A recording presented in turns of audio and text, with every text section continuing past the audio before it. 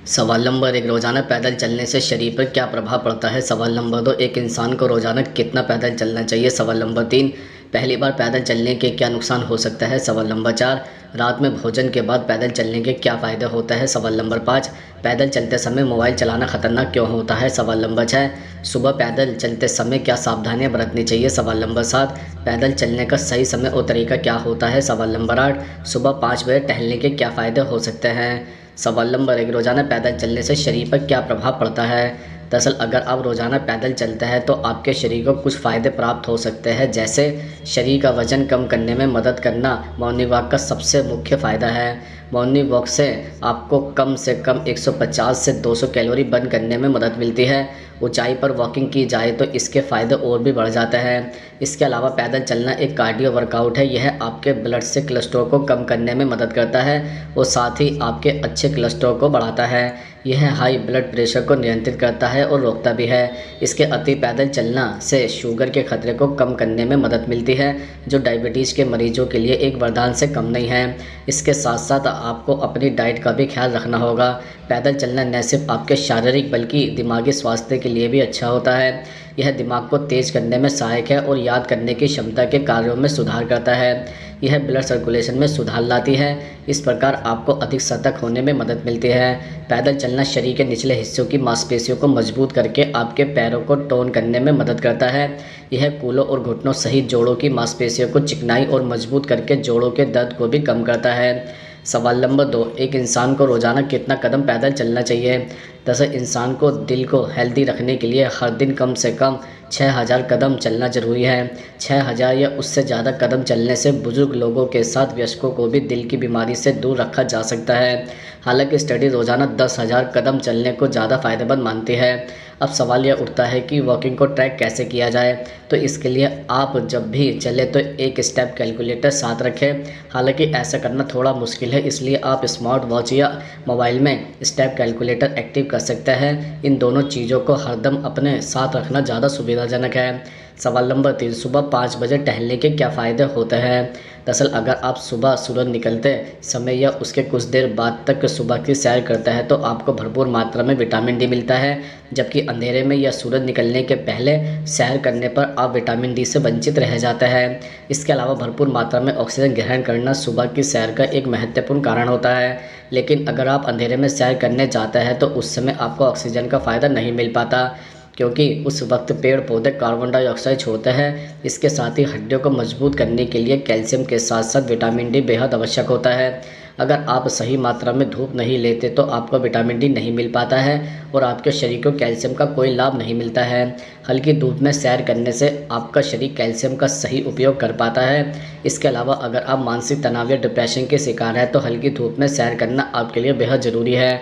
इससे आपको सैर करने के फ़ायदे भी मिलेंगे और हल्की धूप आपको डिप्रेशन से भी बचाती है।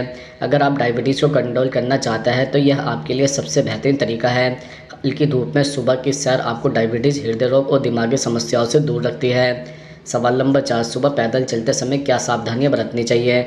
जैसे पैदल चलने के दरमियान हमेशा अपनी नाक से ही सांस लेने का प्रयास करें और अपने मुंह को बंद रखें। जब कभी भी वॉकिंग करने जाए तब याद रखें कि सूरज की किरणें आपकी बॉडी पर पड़े, इससे आपको विटामिन डी प्राप्त होगा। मोटापा कम करने के लिए आपको रोज़ाना कम से कम आधे घंटे तक मॉर्निंग वॉक करनी चाहिए या फिर थोड़ी तेज़ के साथ दौड़ना चाहिए। सुबह खाना खाने के बाद आपको मॉर्निंग वॉक करने से बचना चाहिए। जब कभी भी मॉर्निंग वॉक करने जाए तो उसके पहले या फिर बीच में ज़्यादा पानी न पिए। पहली बार मॉर्निंग वॉक करने पर धीरे धीरे चलना चालू करें और उसके बाद अपनी स्पीड बढ़ाएं। मॉर्निंग वॉक का बेनिफिट पाने के लिए रोज़ाना कम से कम 30 मिनट जॉगिंग करें। आप चाहे तो अपने अपार्टमेंट की सीढ़ियों पर चढ़कर मॉर्निंग वॉक का आनंद प्राप्त कर सकते हैं। मॉर्निंग वॉक करने के दरमियान सड़क के बिल्कुल बगल में चले, बीच में ना चलें। सवाल नंबर 5, पैदल चलने का सही समय और तरीका क्या होता है? दरअसल मॉर्निंग का मतलब होता है सुबह, इसलिए आप मॉर्निंग वॉक करने के लिए सुबह के समय का ही सिलेक्शन करें और कोशिश करें कि जब आप मॉर्निंग वॉक करने के लिए जाएं तब सूरज की हल्की धूप भी निकल आए, ताकि आपको सूरज की धूप में से मिलने वाला विटामिन डी भी प्राप्त हो सके। इस प्रकार आप यह समझ गए होंगे कि मॉर्निंग वॉक करने के लिए सुबह का समय अच्छा माना जाता है। ख़ासतौर पर यह समय 5 बजे से लेकर 7 बजे के बीच के आसपास का होना चाहिए। सवाल नंबर 6, पैदल चलते समय मोबाइल चलाना खतरनाक क्यों होता है? दरअसल सुबह टहलते वक्त हमारा ध्यान कमर को सीधा रखकर टहलने पर होना चाहिए, लेकिन मोबाइल यूज़ करते वक्त हमें अनजाने में थोड़ा झुकना पड़ता है, जिससे स्पाइनल कॉर्ड पर असर पड़ता है और साथ ही बॉडी पोस्चर ख़राब हो जाता है। मॉर्निंग वॉक के वक्त अगर हम बार बार मोबाइल फ़ोन के नोटिफिकेशन देखेंगे तो हमारा बॉडी पोस्चर बिगड़ता है, जो कि आगे चलकर बैक पेन में बदल जाएगा। इसलिए बेहतर है कि सेल फ़ोन जेब में रखकर ही टहलें। जब हम टहलते हैं तो दोनों हाथों को ऊपर और नीचे करना पड़ता है। ऐसा करने से हमारे हाथों के मसल्स की एक्सरसाइज होती है, लेकिन जब हम एक हाथ से मोबाइल चलाते हैं और दूसरे हाथ को ऊपर नीचे करता है तो मांसपेशियों का बैलेंस बिगड़ता है, जो आगे चलकर मसल्स पेन में बदल सकता है। इसके अलावा मॉर्निंग वॉक करते समय हमारा पूरा फोकस वर्कआउट पर होना चाहिए, लेकिन मोबाइल यूज़ करते वक्त हमारा ध्यान भटकता है और एकाग्रता ख़त्म होने लगती है। याद रखें कि किसी भी एक्सरसाइज का पूरा फ़ायदा आपको तभी मिलेगा जब आप पूरे मन से यह काम करेंगे। सवाल नंबर 7, रात के भोजन के बाद पैदल चलने के क्या फ़ायदे होते हैं? दरअसल रात के खाने के बाद टहलने से हमारा पाचन तंत्र स्वस्थ रहता है। इससे सूजन कम होती है, कब्ज की संभावना कम होती है और पेट से संबंधित किसी भी अन्य समस्या से आराम मिलता है।